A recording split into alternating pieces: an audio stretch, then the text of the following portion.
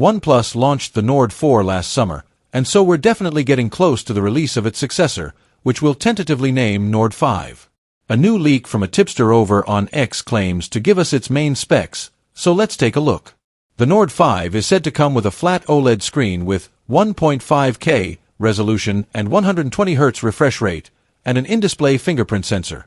It will be powered by the yet unannounced Dimensity 9400E chipset, which is essentially going to be a lower bin version of the 9400.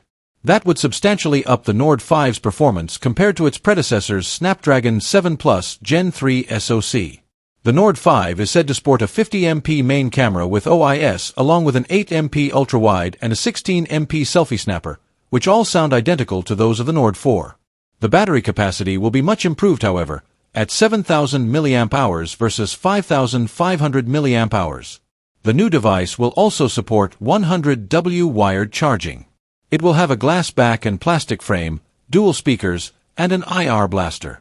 In India, it's rumored to be priced at around 30,000 Indian rupees, which right now translates into approximately $355 or 313 euros.